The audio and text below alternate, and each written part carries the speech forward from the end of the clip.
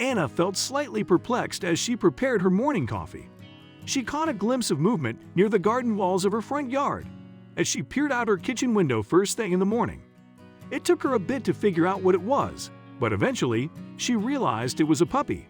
She could hardly believe what she saw. It was completely isolated from other people. Anna debated what to do for a while, but ultimately decided to go out. She couldn't just abandon the baby. That being the case, she emerged from the house in her robe and walked up to the pooch. Surely enough, the owner was nowhere in sight. She felt terrible for the small puppy. The little one made a gentle squealing sound as she got closer to it. He clearly wasn't intimidated by Anna, but as she took it in her hands, a surprising thing happened. Anna walked up to the dog coolly and extended a hand. The small animal took a few steps backward. He appeared to desire her assistance, but wasn't ready to give her his whole confidence. When Anna reached out her hand, the pup retreated a little, but it didn't seem to be terrified of her. He sniffed her hand and then began licking it after a while. It was obvious that he needed a bit of help. Thankfully, her patience paid off, as the dog eventually started tentatively sniffing her fingers. Anna scratched the puppy's head in response. The animal felt comfortable about this show of love. In response, he stood up and started getting closer to Anna. Anna, however, noted something a bit weird the moment he did so. After the dog got up, Anna saw a key underneath him. "What is that?" The lady wondered curiously. She turned her head around, seeing if it came from anywhere nearby. "Is this some kind of practical joke?" She leaned over slowly and carefully to lift it up. It seemed to be an antique key that might unlock a fortress. Anna was completely lost. Taking the dog and the key, she entered her house. The key was dropped on the table by her. And then, all of a sudden, she finally got it. That the key was dated 1722. She knew it must be rather ancient. She then started to dream of all the money she could get from this. The owner of an antique shop was always assuring her friend of the potential financial rewards of dealing in vintage goods. After that, Anna hastily hopped into her car. Luckily, on the way to the police station to drop off the puppy, she passed by her friend's shop. That way, she could drop the dog off at the station and then visit her. She may be able to track down its owners. Her discovery, though, was something totally else. Anna and the little one arrived at the vintage shop half an hour later. When Anna came with the dog in her arms, her acquaintance gushed, "Oh, look how adorable! Is this anything worth selling?" Anna said as she approached the desk. "I discovered this unfortunate little animal in front of my garden, along with this key." And she carefully positioned the antique artifact on top of the woman's desk. With a magnifying lens, Carrie examined the key. Anna was quite interested in hearing the final price. But her friend's reaction was nothing that she had anticipated. Despite his grin, Carrie gave Anna a cautious glance.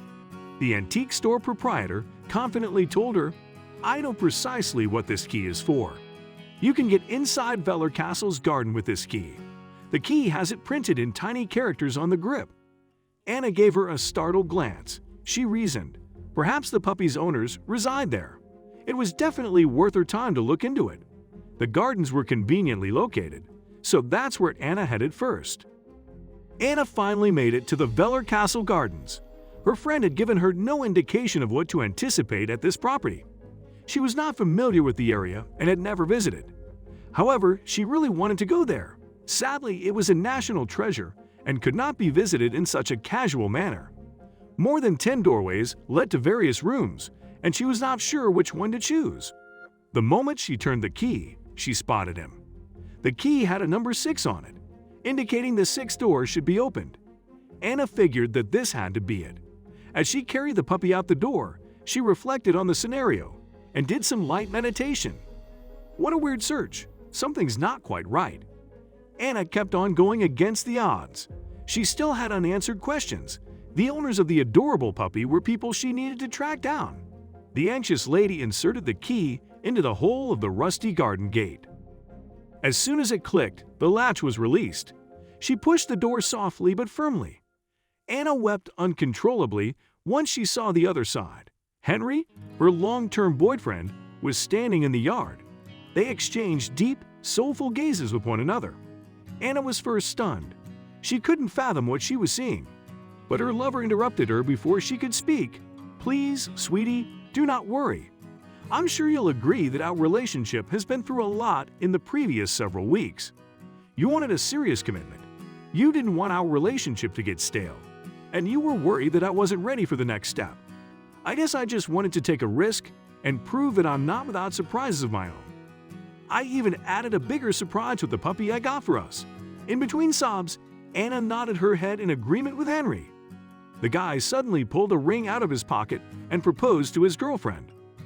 "There is also another question I want to ask. Will you marry me?" Anna nodded at Henry after staring at him for a while. There were no words for what she wanted to say. She hoped desperately that everything was well between her and her lover. This, however, was completely out of character for him. He slipped the ring onto her finger. When they finished, they gave each other a big bear embrace. They were in awe of their good fortune to have found one other. Anna informed him, "There is just one thing left to do now." They had to name the puppy. After a brief pause, they both stared at her and said, "Veller."